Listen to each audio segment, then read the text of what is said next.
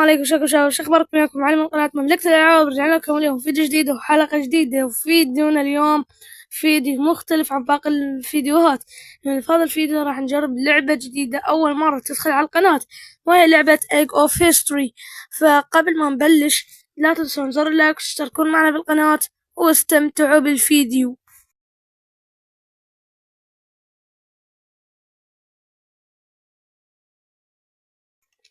طبعا في هذه الحلقة راح أجرب إني ألعب في دول الشرق الأوسط اللي هي من المغرب العربي، يعني من هذول يا أخوان. هاي الدول اللي هنا شايفينها أمامكم، من إيران، من العراق، سوريا، لبنان، فلسطين، الأردن، السعودية، وباقي الدول يعني من المغرب العربي. المهم احنا بيا دولة راح نلعب، اكيد راح نلعب في دولة فلسطين. فهدفنا هدفنا يا اخوان قبل ما نبدأ يعني نلعب باللعبة، صد اخوان لازم تصير هو Wait a minute. Who are you? هم بديت اتشفص. لازم تصير العركة المعتادين عليها احنا.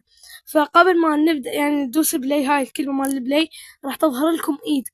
هاي الايد في وسطها اشي مرة حلو، اريدكم تمسكونه كذا وفجأة تنزلون صاروخ، قذيفة، اي شيء مثل قذيفة، وبوم تدمروهم تدمير. ضغطوا زر لايك، فجروا زر اللايك لأن تفاعل آخر فترة نازل. وأنا يا إخوان صورت الحلقة، ولما جيت بدي أمنتج بلاقيها رايحة الحلقة ألقاها بدون صوت، فقررت إني أعيدها. المهم ما أطول بالكلام، خلونا نضغط بلاي على طول وندخل. ديونا ما شاء الله 202. راح أكيد نطي بالتكنولوجيا، الأبحاث راح نعطيها هذه 25، وهذه الباقي ننطيها لها. وأكيد البحوثات راح نعطيها 3، وهذا راح نعطيها 1 مال التجنيد. في البداية احنا ايش بنساوي؟ بنرفع الضرايب، بنخفف الجودز، التخفيف على السكان، نعلي شوية الاقتصاد، البحوثات، نخفف شوية الانترنت، ما اعرف شنو هي هذه، ونبدأ يعني نمشي الوضع. طبعا هاي الحلقة تجريبية، أنا قضيت عليكم طبعا، وهاي حلقة. المهم في الحلقة التجريبية هاي لازم إحنا نحاول إننا ما نخسر، يعني ما يتم احتلالنا من قبل فلسطين أو من أي دولة مسبقا.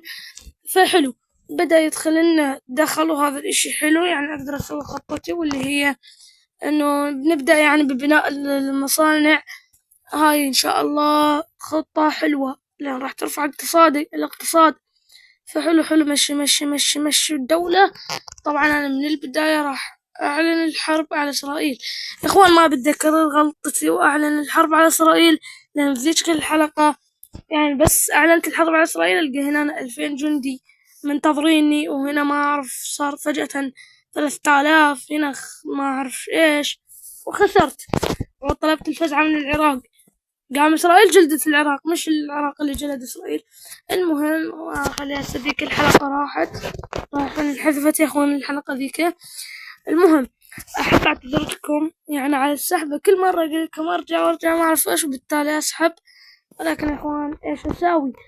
المهم اسعفك من السحبة. عندك روسيا، دارت حرب بين روسيا وامريكا، شنو الفايدة؟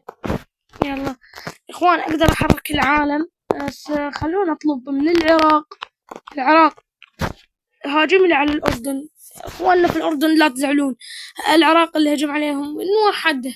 العراق فجأة أعلن الحرب على الأردن، أنا مالي دعوة، مالي شغلانة. ما قلت العراق ادخل على الأردن، سقطت العاصمة عمان، والأردن كبرها راحت. هذا الإشي مو حلو. فلوس راحت يا اخوان معاها، ليش فلوس بتروحين؟ المهم خلونا برضو نزود بالمصانع. طبعا عندك إسرائيل دولة ذات مصانع، عندها 9000 مصنع ب5400، أما أنا عندي 6000، يعني تقريبا أكبر من هاي المحافظة، أكبر من هاي المناطق. واللي هي هنا أخواتي، هنا أخواتي، هنا اللعبة تبدأ تقلج. يعني ما أعرف اللعبة ليش رسمتهم بكسلات، حرفيا بكسلات. عندك هذا نهر النيل، شوف كيف جاي. نهر النيل هو بالأصل منين؟ ابتدأ من جنوب السودان، خلونا نعتبر السودان وجنوب السودان دولة واحدة.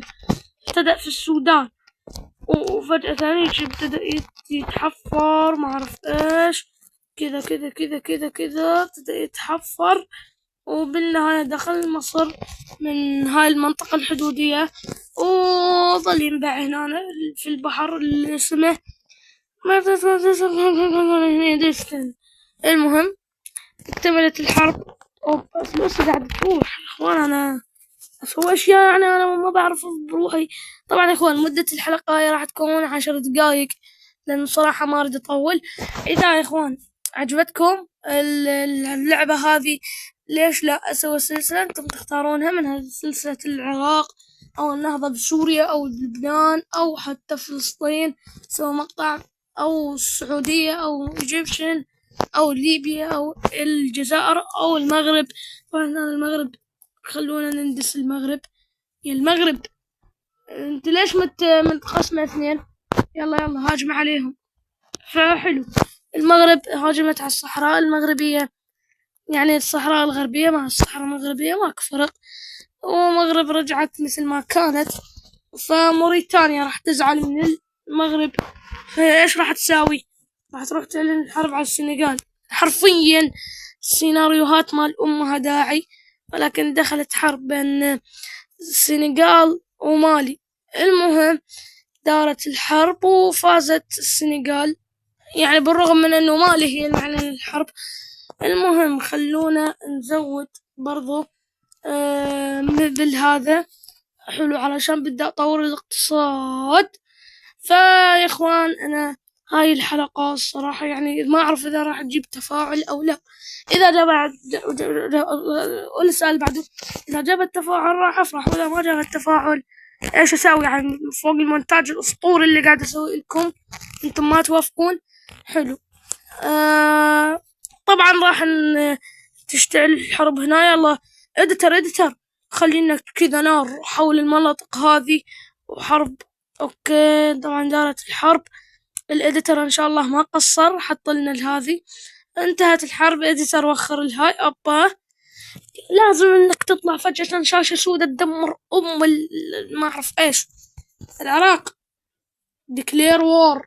نعم بدي انهي الحلقة يا اخي، خلاص بجيب فجأة على العراق. لا والله يا العراق انا اسف، يا العراق يا العراق يا العراق انا اسف يا العراق. خرا خسرت من العراق والله، سببي خسرت انا بسببي، والعراق فاز وانتهت هون الحلقة التجريبية. صراحة أنا اللي نهيتها. فيب لهنا وصلنا لنهاية المقطع. إذا عجبكم المقطع لايك واشتراك. طبعا راح نكرر الحركة هذيك، هنا تطلع لك ايد تنفجر وفجأة تطلع لك هذيك بتاع دريفر انها تكمل المهمة.